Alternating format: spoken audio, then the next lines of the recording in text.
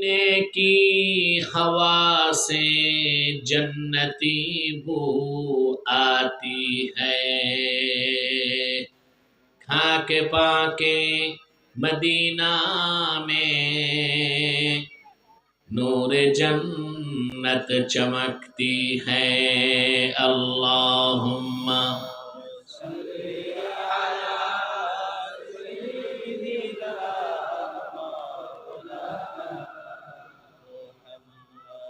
व अला आली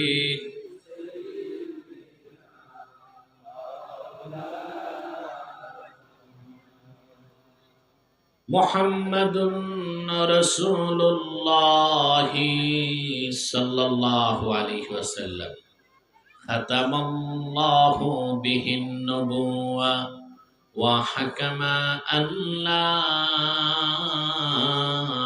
नबिय्य बअदहु बलगल उला बिकमालिही हसनत जमीअ खिसालिही सल्लु अलैहि।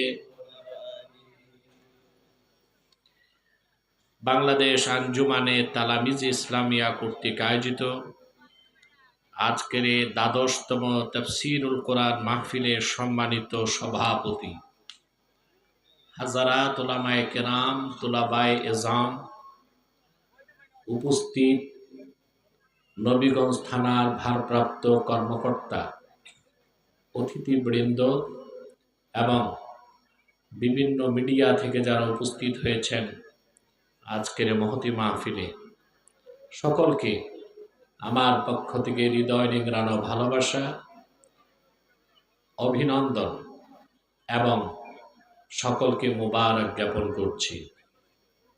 সবটুকুন শুকরিয়া আল্লাহ সুবহানাহু ওয়া তাআলার জন্যে, যিনি আজকের বরকতপূর্ণ মাহফিলে দিনের বেলা চরম ব্যস্ততার মধ্যেও আমাদেরকে আসার ও বসার তৌফিক মেহেরবানি করে ভিক্ষা দান করেছেন। সেজন্য আসুন আমরা সকলে একবার অবনত চিত্তে হৃদয়ের আবেগ অনুভূতি উজাড় করে সমবেত কণ্ঠে বলি আলহামদুলিল্লাহ।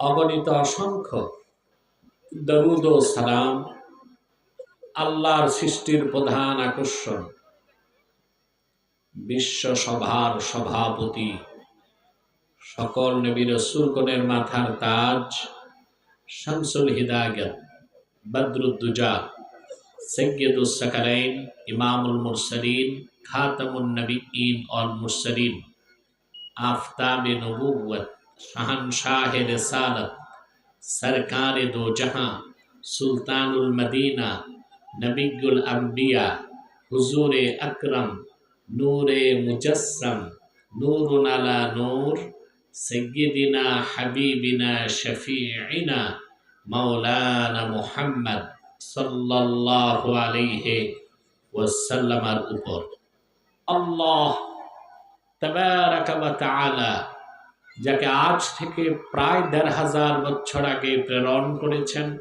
সর্বশ্রেষ্ঠ ও সর্বশেষ নবী ও রাসূল হিসেবে, যার পরে আজ পর্যন্ত পৃথিবীতে অবশ্যই কোনো প্রকার নবী কিংবা রাসূল অবশ্যই আসে নাই, অবশ্যই এখনো নাই, অবশ্যই কিয়ামত পর্যন্ত আসবে না।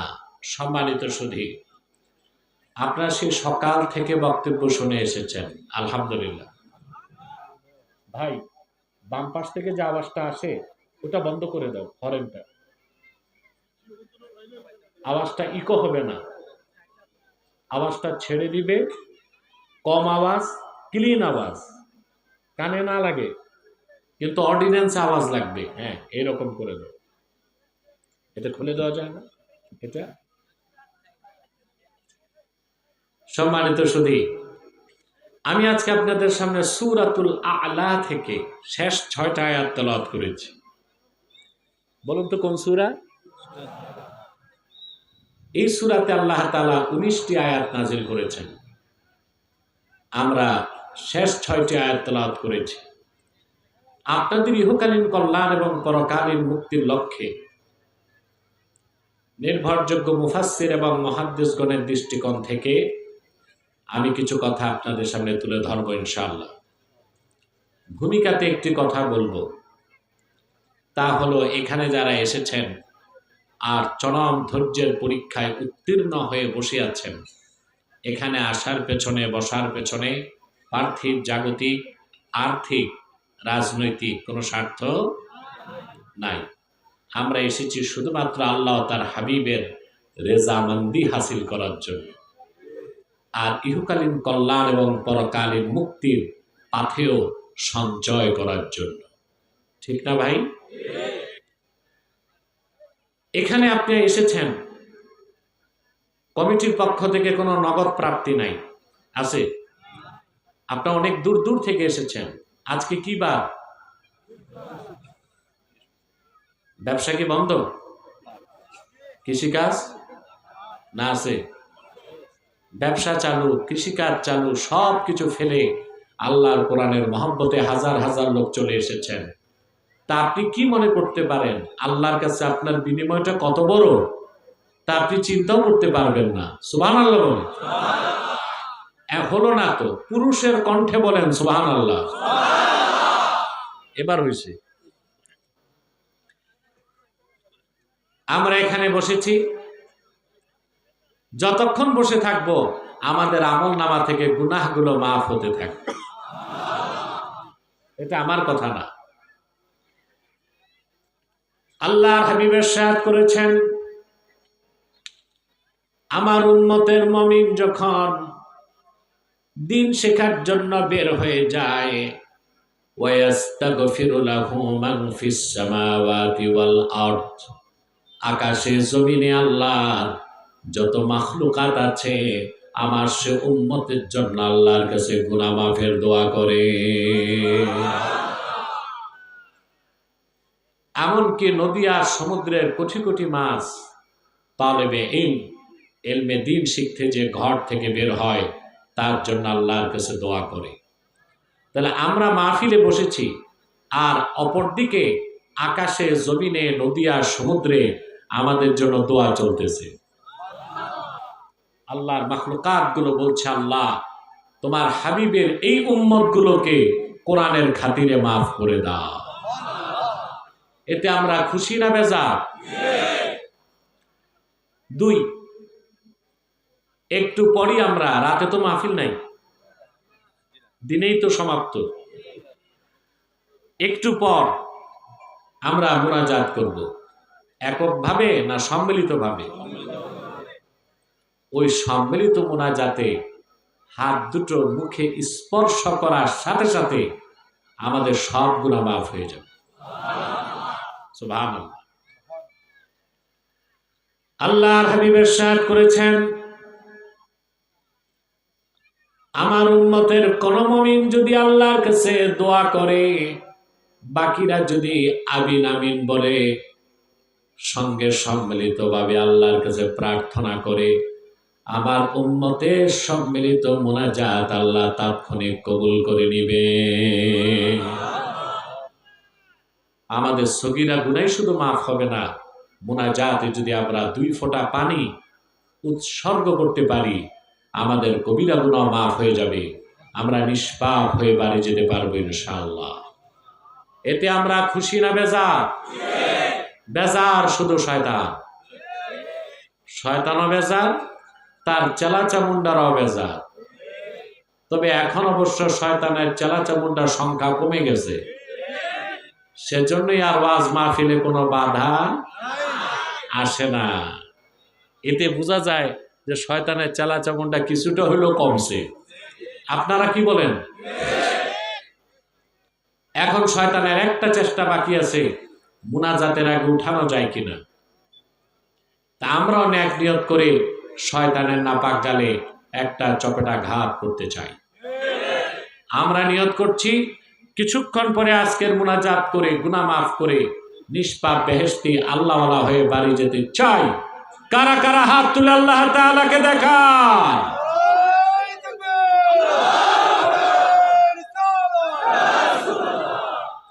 আল্লাহ কবুল করুন, মঞ্জুর করুন।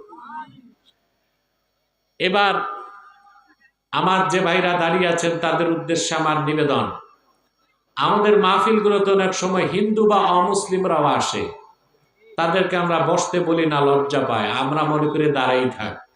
ওই রকম সারা মুসলমান যারা আছেন আল্লাহর রাস্তে বসেন। বর জায়গা নাই, আছে আছে, একটু পিছনে চলে যান, সামনে নাই, পিছনে একটু জায়গা আছে, আমাদের প্যান্ডেলটা কানায় কানায় পূর্ণ হয়ে যাবে ইনশাআল্লাহ। বসার চেষ্টা করুন, আর জায়গা যদি নাই পান তাহলে দাঁড়িয়ে থাকুন। আবার অনেকের বিপদ আছে, জিন্সের প্যান্ট লাগায় আসছে, বসার উপায় নাই, আমি যদি বলি বসো, চিচেন থাক, ও তো আরেক সমস্যা, তো দাঁড়াই থাক। আর আমাকে ডিস্টার্ব করা যাবে না, আমি আলোচনায় প্রবেশ করছি, আমার সঙ্গে আপনারাও পড়বেন, তেলাওয়াত করবেন, যেন প্রতিটি বাক্যের, প্রতিটি শব্দের, প্রতিটি অক্ষরের নূর আল্লাহ তাআলা আমাদের সিনায় প্রস্ফুটিত করে দেন।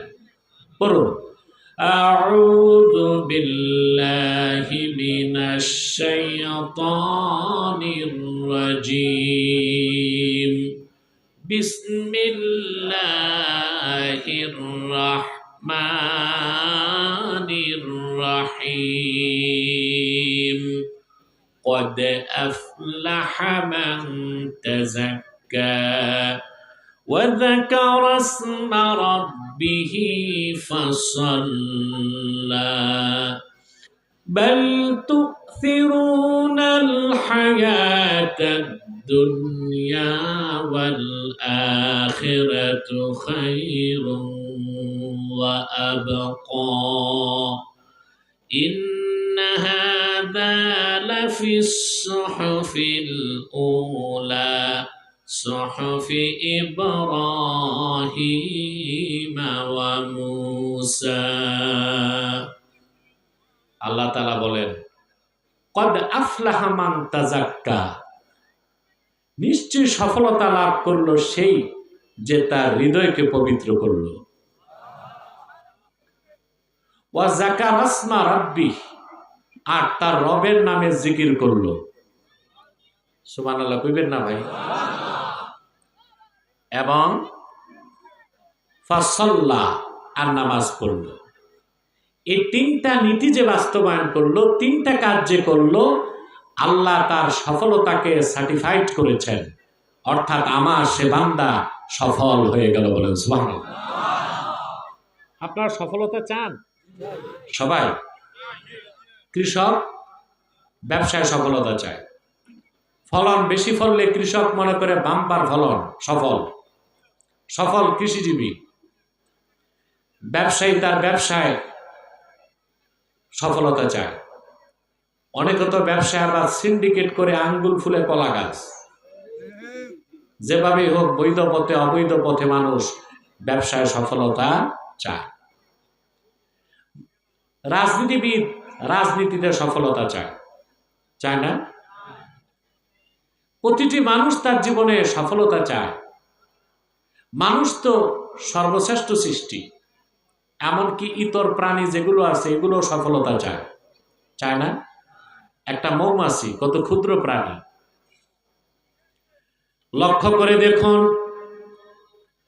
মৌমাছি আল্লাহর হুকুমে বাহারি ফুল থেকে মধু সঞ্চয় করে মৌচাকের মধ্যে মানুষের জন্য উত্তম খাদ্য মধু সঞ্চয় করে দেয়। এই কাজে সে সফল হয়। দুনিয়ার সমস্ত রসায়নবিদকে এক জায়গায় এনে দিলেও ফ্যাক্টরিতে এক ফোঁটা মধু বানাতে তো পারবে না। মৌমাছি তার কাছে সফল। বাবুই পাখি তাল গাছে ঘর বানায়, দেখছেন? আপনাদের দেশে বাবুই পাখি নাই? তাল গাছও কমছে, বাবুই পাখিও কমছে। কতটা সুনিপুণ দক্ষতায়, কতটা শৈল্পিক ছান্দসিকতায় বাবুই পাখি ঘরটা বানায়, দেখছেন? ঝড় তুফানে মানুষের ঘরে চাল উড়ে যায়, বাবুই পাখির ঘর ফ্লেক্সিবল, কিচ্ছু হয় না। সুবহানাল্লাহ।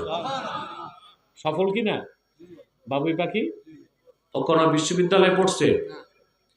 বাংলাদেশে যত প্রকৌশল বিশ্ববিদ্যালয় আছে, বুয়েট, চুয়েট, রুয়েট, ডুয়েট, আর কি আছে, কুয়েট, সুয়েট, সব প্রকৌশল বিশ্ববিদ্যালয়ের ইঞ্জিনিয়ার গুলোকে এক জায়গায় আনলেও বাবুই পাখির ঘরের মতো একটা ঘর বানায় দিতে পারবে? পাখি তার কাজে সফল। একটা বিড়াল গাছে উঠতে চায়, পারে না, একবার, দুইবার, 10 বার হইলেও সে পারে। মান্দার গাছ ছাড়া সব গাছে বিড়াল উঠতে পারে। তো ইতর প্রাণীও তার কাছে সফলতা চায়। মানুষ তো সহজাত প্রবৃত্তি, মানুষের যে সে সফল হতে চায়, সৎ পথে হোক আর অসৎ পথে হোক। কিন্তু অধিকাংশ মানুষ জানে না সফলতা কোন পথে। সফলতার পথ তো দেখায় দিয়েছে আল্লাহর কোরআন। এই কোরআনের বাইরে মানুষ তার ইহকালীন সফলতা, পরকালের সফলতা খুঁজে পেতে পারে না। সেই জন্য আল্লাহ তাআলা সফলতার কথা বলতে যেয়ে বলেন, কদ আফলাহা মান তাযাক্কা, যে ব্যক্তি তার হৃদয়কে পবিত্র করলো, ওয়া যাকারা ইসমা রাব্বিহ, তার রবের নামে জিকির করলো, ফাসাল্লা, 5 ওয়াক্ত নামাজ পড়লো, আমার আল্লাহ ঘোষণা করেছেন আমার সে বান্দাটা সফল হয়ে গেল।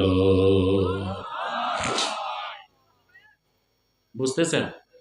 এবার আসেন, কদ আফলাহা মান তাযাক্কা, হৃদয় পবিত্র করার অর্থ কি তা তো বুঝতে হবে। কথা বলে না। দাঁত পরিষ্কার করেন কি দিয়ে? মেসওয়াক, ঠিক না? কাপড় পরিষ্কার করেন সাবান দিয়ে, চুল পরিষ্কার করেন শ্যাম্পু দিয়ে, দেহ পরিষ্কার করেন সাবান দিয়ে। আপনার হৃদয় কিভাবে পবিত্র করবেন প্রশ্ন আসে, তা তো জানতে হবে।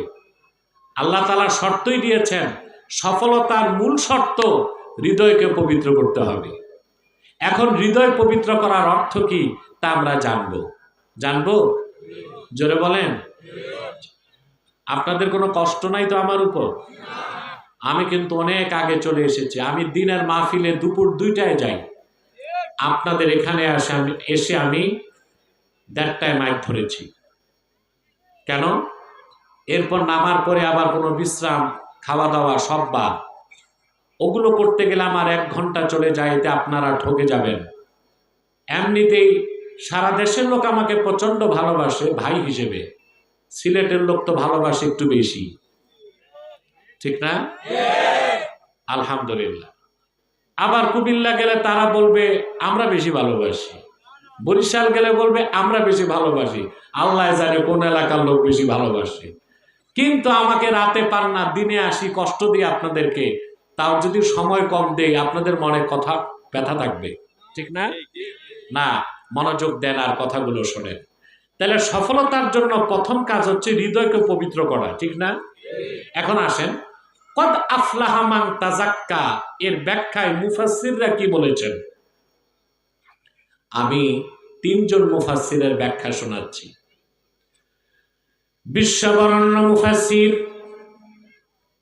হাফেজ জালালউদ্দিন সুয়ুতি রাহমাতুল্লাহ লেখেন, কদ আফলাহা মান তাযাক্কা আই কদ আফলাহা মান তাহহারা কলবাহু বিল ঈমান। সফলতা লাভ করলো সেই যে তার হৃদয়কে পবিত্র করলো ঈমানের নূর দিয়ে। তো হৃদয় পবিত্র হয় ঈমান আসলে, ঠিক না? আরেকজন বিখ্যাত মুফাসসির আল্লামা ইমাদউদ্দিন ইবনে কাসির রাহমাতুল্লাহ, তিনি আয়াতের ব্যাখ্যা করতে যেয়ে লিখেন, কদ আফলাহা মান তাযাক্কা আই তাহহারা কলবাহু মিনাশ শিরকি ওয়াল কুফরি ওয়াদ দানাস। সফলতা লাভ করলো সেই ব্যক্তি যে তার হৃদয়কে পবিত্র করলো শিরক থেকে, কুফর থেকে আর বাতিল আকীদা থেকে। পৃথিবীর আরেকজন বিখ্যাত মুফাসসির ইমামে ফখরুদ্দিন রাজি রাহমাতুল্লাহি আলাইহি এই আয়াতের ব্যাখ্যা করতে যে লিখেন, ইন্না মারাতিবা আমালিল মুকাল্লাফি সালাসা, আল্লাহর যে কোনো বান্দার আমলের তিনটা স্তর আছে। তার প্রথমটা হচ্ছে ইজালাতু আকাইদিল ফাসিদাতি মিনাল কলব, অন্তর থেকে বাতিল আকীদা ধুয়ে মুছে সাফ করে নেবে। কয়জনের তাফসীর শোনালাম? তিনজন, ইমাম সুয়ুতি, ইবনে কাসির, ফখরুদ্দিন রাজি। কথা শুনতেছেন? তিনজনের তাফসীর কোনো বৈপরীত্য নাই, একটার সাথে আরেকটা মিলে। সবার কথাই হচ্ছে হৃদয়কে পবিত্র করার অর্থ হচ্ছে শিরক কুফর বাতিল আকীদা দূর করতে হবে, ইমানের পোশাক দিয়া হৃদয়কে সাজাতে হবে। সুবহানাল্লাহ বলবেন। সব কিছুর মূলই তো ইমান। আপনার অন্তরে যখন ইমান চলে আসবে, হৃদয় পবিত্র হয়ে যাবে। হৃদয় পাক, মানুষটাও পাক হয়ে যাবে। আর অন্তরে যখন শিরক বা কুফর থাকবে, হৃদয় নাপাক হয়ে যাবে, আর ব্যক্তিটাও নাপাক। কথা বুঝেন নাই? হৃদয় পবিত্র, মানুষটা পবিত্র। হৃদয় অপবিত্র, মানুষটাও অপবিত্র। আমার ভাইরা, একবার যে ব্যক্তি ইমান এনে মুমিন হয়ে যাবে, যতক্ষণ পর্যন্ত তার ইমান ঠিক থাকবে, আল্লাহর কাছে ব্যক্তিটা পবিত্র বলে গণ্য হবে। একটু জোরে। আর যতক্ষণ কোনো ব্যক্তির হৃদয়ে শিরক বা কুফর থাকবে, ওই লোকটা হৃদয় অপবিত্র, চিরকাল সে লোকটা অপবিত্র বলে গণ্য হবে। আরেকটা কথা বলি, মুসলমান কখনো নাপাক হয় না। সুবহানাল্লাহ বলুন। হয়। আল্লাহর হাবিব ইরশাদ করেছেন, সহিহ বুখারীর হাদিস, সুবহানাল্লাহ ইন্নাল মুমিনা লা ইয়ানজুস হাইয়ান ওয়ালা মাইয়াতা। আল্লাহর হাবিব বলেছেন, আমার উম্মতের কোন মুমিন কখনো নাপাক হয় না, জীবিত থাকলেও সে পাক, মৃত্যুর পরও সে পাক। আওয়াজটা হলো না? আমরা কি কবরস্থানে না মাহফিলে? এটা ভুলে গেছেন? আমাকে তো এনভায়রনমেন্ট সাপোর্ট দিতে হবে, হবে না? রাসূলুল্লাহ বলেছেন, আমার ঈমানদার উম্মত কখনো নাপাক হয় না। আল্লাহু আকবার। ইন্নাল মুমিনা লা ইয়ানজুস, অন্য রাওয়ায়াতে এসেছে ইন্নাল মুসলিমা লা ইয়ানজুস, মুমিন বা মুসলমান কখনো নাপাক হয় না। হাইয়ান ওয়ালা মাইয়াতা, জীবিত থাকলেও মুমিন পবিত্র, মৃত্যুর পরও সে পবিত্র। বলেন সুবহানাল্লাহ। আমরা বাংলাদেশে আলেমরা একটা ভুল করি, বলবো? মাসালা বলতে যায় বলে আপনি যখন স্ত্রী সহবাস করবেন, নাপাক হয়ে যাবেন, ফরজ গোসল করবেন। এটা কেমন কথা? মুসলমান কি স্ত্রীর কাছে গেলে নাপাক হয় না গোসল ফরজ হয়? গোসল ফরজ হওয়া এক বিষয়, আর নাপাক হওয়া। মুমিন কখনো নাপাক, যতক্ষণ ঈমান থাকবে অন্তরে মুমিন পবিত্র। ঈমান চলে যাবে, কুফর ঢুকবে, মুমিন অপবিত্র। তাহলে আমরা মাসালাটা ঠিক করব।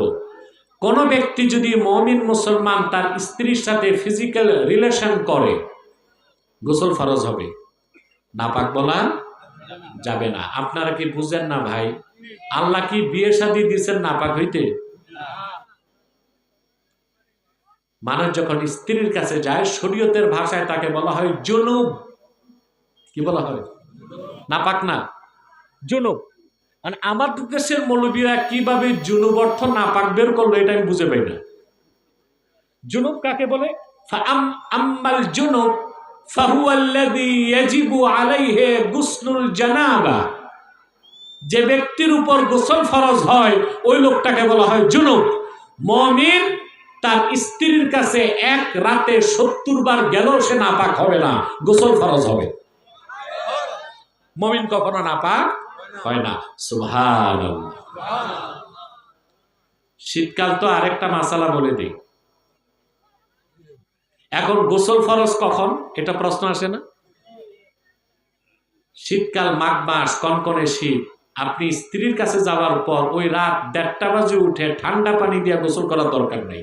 গোসল ফরজ হবে ইদা দাখালা ওয়াক্তুল ফাজরে, ফজরের টাইম এন্ট্রি করলে গোসল ফরজ। এর আগে ফরজ?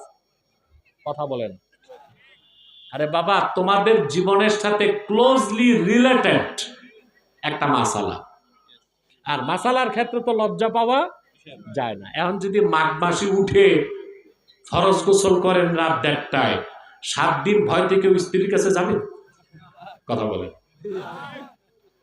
আপনি যদি স্ত্রীর কাছে যান, গোসল ফরজ, ঠিক না? বীর্যপাত হলে গোসল ফরজ। কখন ফরজ?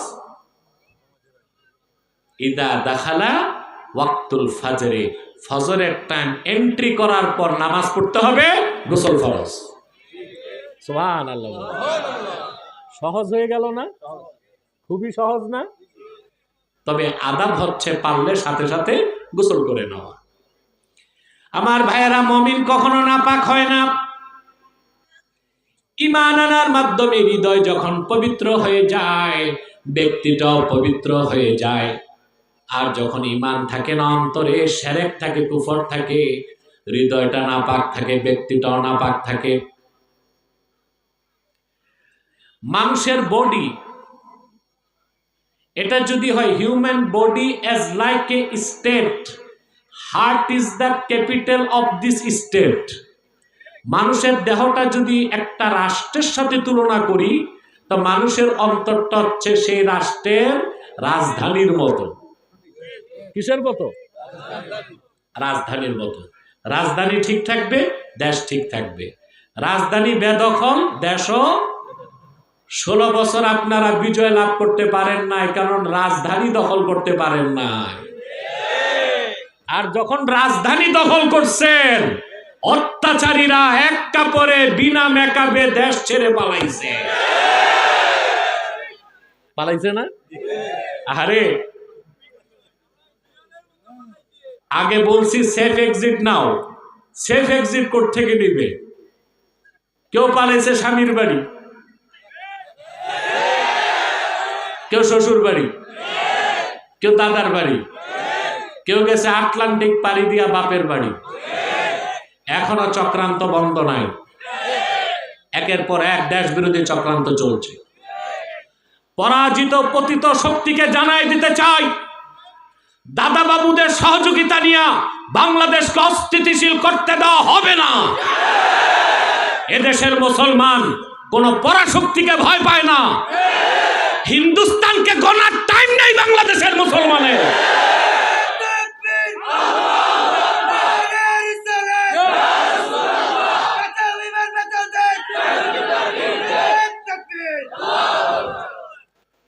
আমার ভাইয়েরা, ওরা পার্লামেন্টে বক্তব্য দেয় বাংলাদেশে আপনার পিস কিপিং সোলজার, শান্তিরক্ষী বাহিনী বাড়াইতে। কেন? আমার দেশের সেনাবাহিনী কি মরে গেছে নাকি? পুলিশ মরে গেছে? বর্ডার গার্ড মরে গেছে? 14 কোটি মুসলমান তো আছি। বাংলাদেশের স্বাধীনতার বিরুদ্ধে কথা বলো কেন? এই সাহস কে দিছে?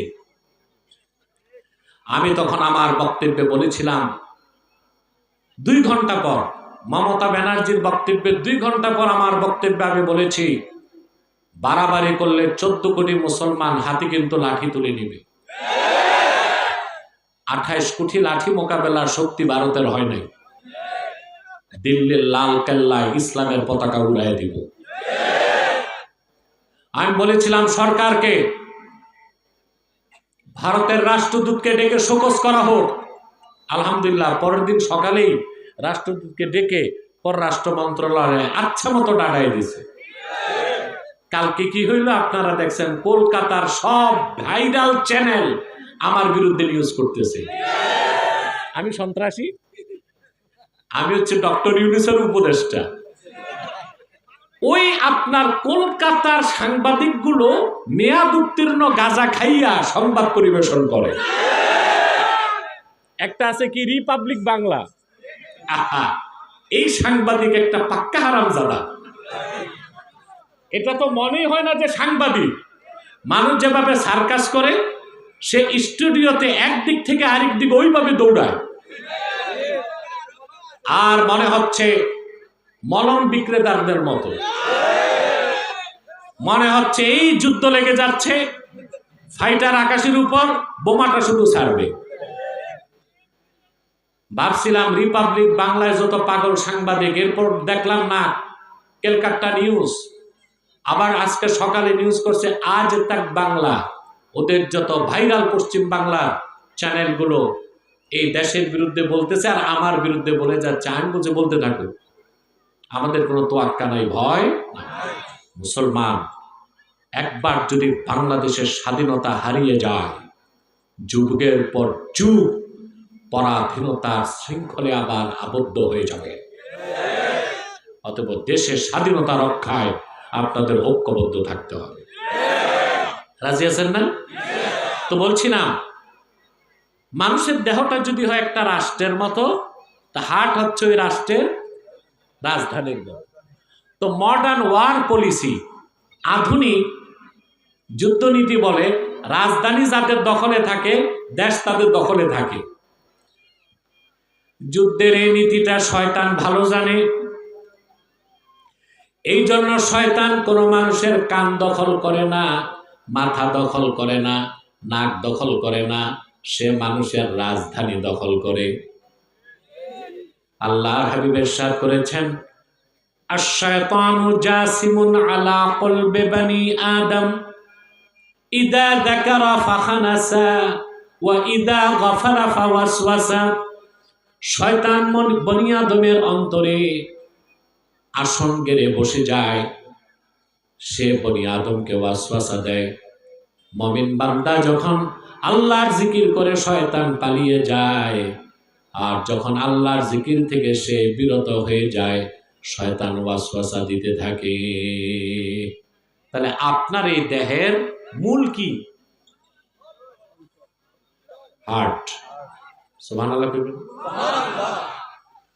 এটা আল্লাহর হাবিবের হাদিস থেকেও প্রমাণিত। আল্লাহর হাবিব ইরশাদ করেছেন, আলা ওয়া ইন্না ফিল জাসাদি মুদগাহ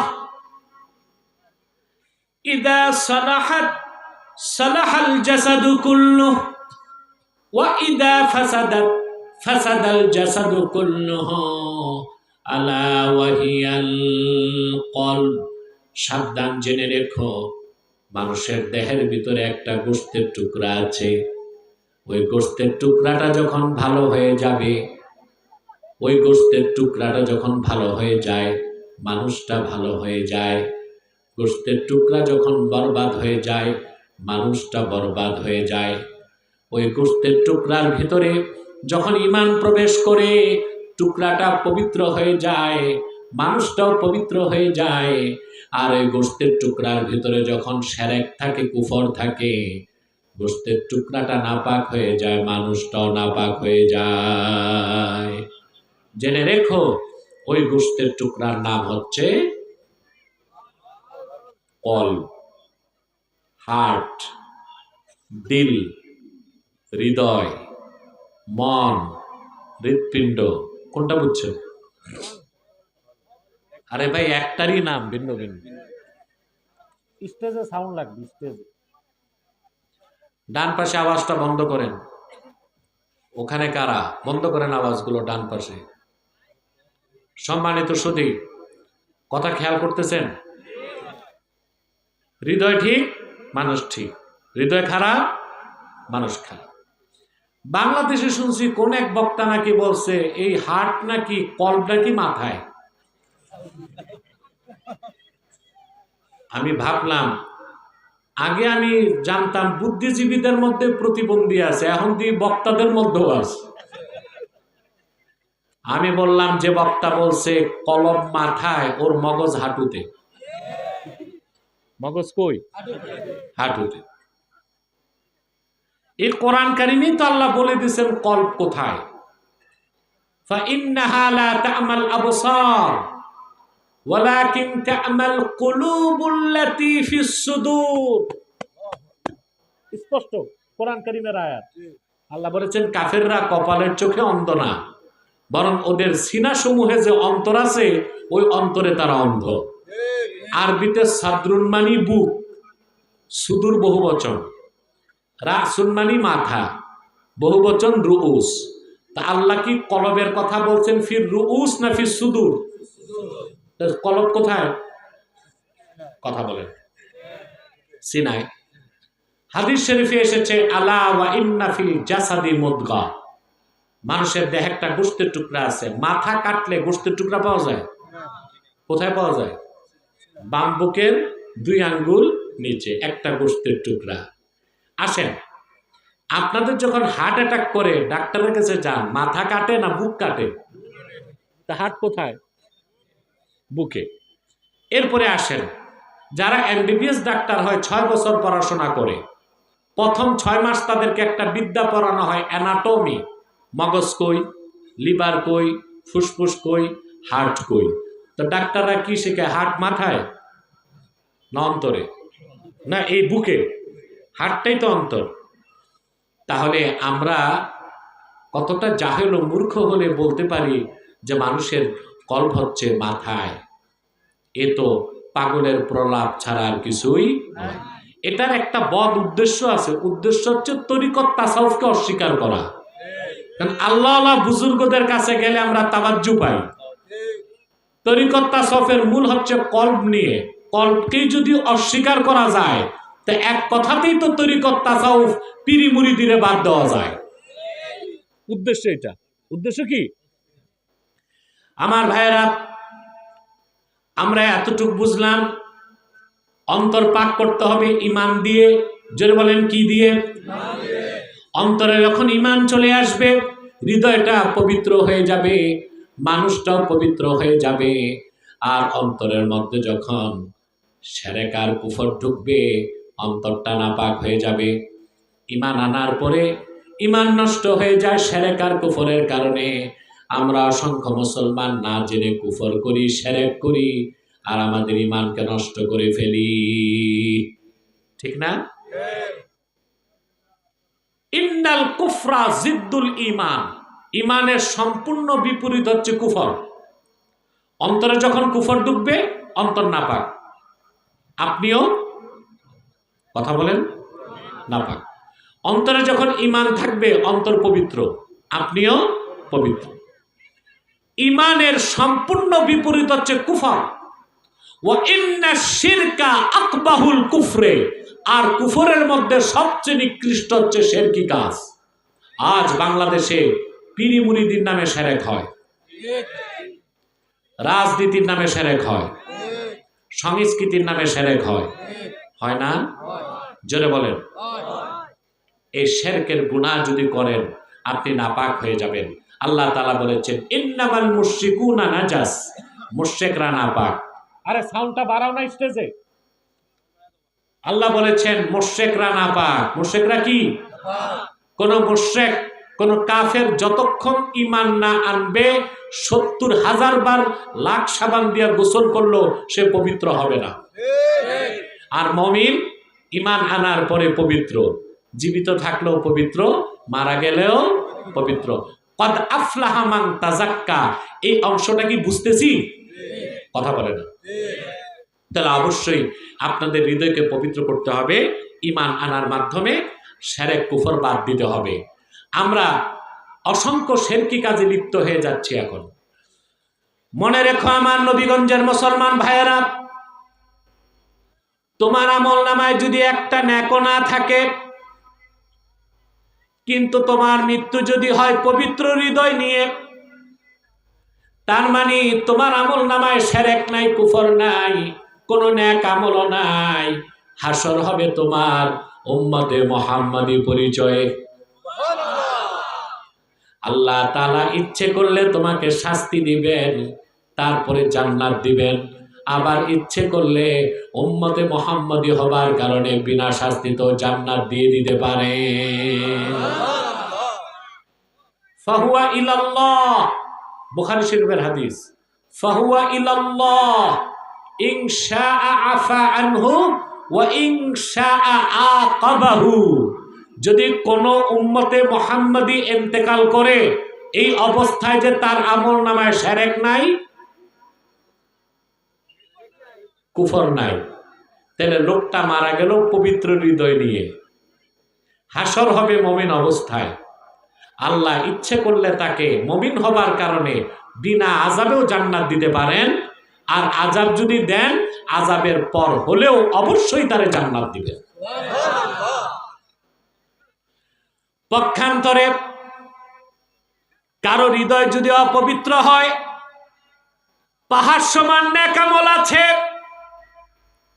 কোটি টাকা দান খয়রাত করে, থোতায় কয়খান দাড়ি, মাথায় একখান টুপি, 2-4 রাকাত নামাজ আছে, রোজাও আছে, কিন্তু আমল নামায় যদি একটা শিরকের গুনাহ, কুফরের গুনাহ থাকে, তার কোনো আমল কবুল হবে না, তার হৃদয়টা অপবিত্র বলে গণ্য হবে।